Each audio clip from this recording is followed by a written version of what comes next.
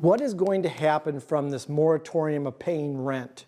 I had some people a while back, I mentioned about repos and landlords going under and getting evicted and evictions and foreclosures on landlords. And I had a couple people comment, could you elaborate on that?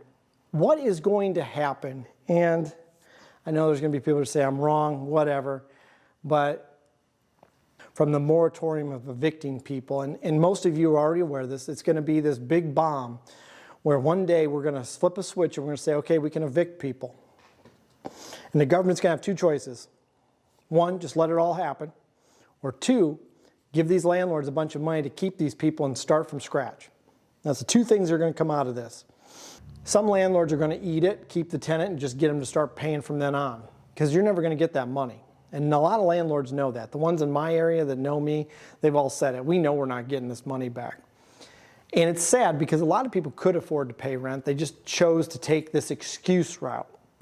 That's what happened. Now, how is this going to affect landlords? Well, there's a lot of landlords, and I know a lot of them, that either don't cash flow on every property they own or barely cash flow. And when I'm talking about cash flow, when you're at the end of the month and you only get $10 a month profit after you've paid for a building and all your other costs, now you're not getting rent. Now you're digging into your own pocket, your equity, your building, your equity, your loans, whatever. You're doing something to pay this, or the bank's gonna jack it up at the end or something. Well, a lot of banks in my area aren't playing this game where they just add the payments to the back end of your loan. What they're asking these guys to do is come up with all this money. Bang, we need all this money, and this is how much interest it is. And they can't come up with it. So they're having to renegotiate their loans. And then this is where we get into the whole repo situation, because now even though they had a 3% loan or a 3.5%, banks are coming at them now and saying, no, well, since we're renegotiating, now you get to pay 6.5%. Banks love this because now they're going to start making money on these loans they didn't make money on before. Because at 3 and 3.5%, you're basically robbing a bank. I mean, you're getting a loan for nothing. You're really making really well on commercial property. And I've been getting those loans for a long time.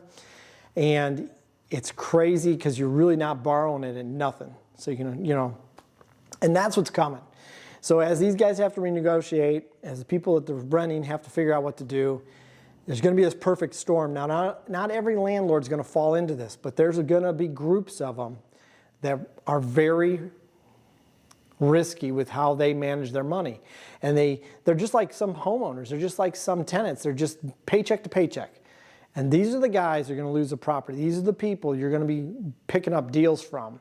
So there's these people that they literally play the system, and when things get tight and they lose all their options, that's when you see the repos. A couple others in my town that did the same thing.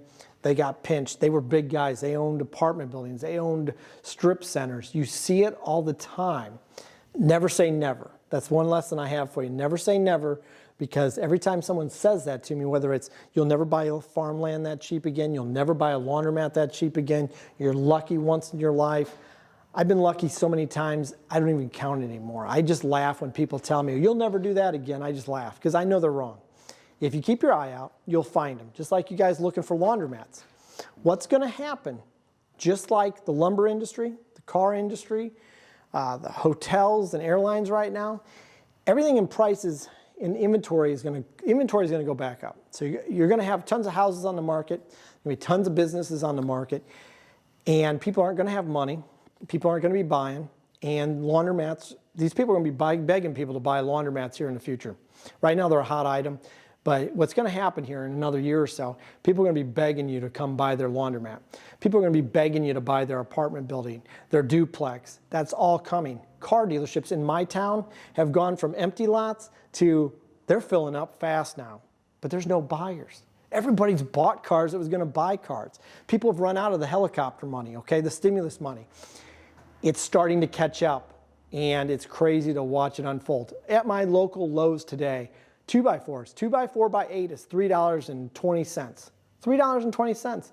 That stupid thing was $9, $10 a couple months ago. It's $3.25.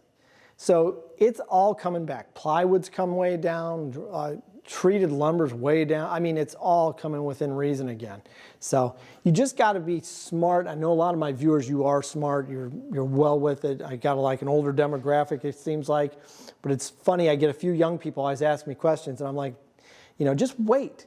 Don't let the peer pressure and the excitement get to you. Just like stocks, when they're going up, everybody gets excited, they buy them. Then when they go down, everybody gets excited and they sell them. That's the opposite of what you should do. Right now, the stock market's going down. It's a good time to put some money in there. There's stocks that I see that are buys. They're going to be better buys tomorrow, probably the next day. Until we get the virus out of our way, there's going to be a lot of good deals people are passing up right now because they're scared. So like Warren Buffett says, be greedy when others are fearful and be fearful when others are greedy. And right now is the time you need to be a little greedy because people are starting to get fearful of whatever they don't know.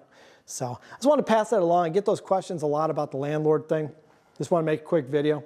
Till next time, take it easy.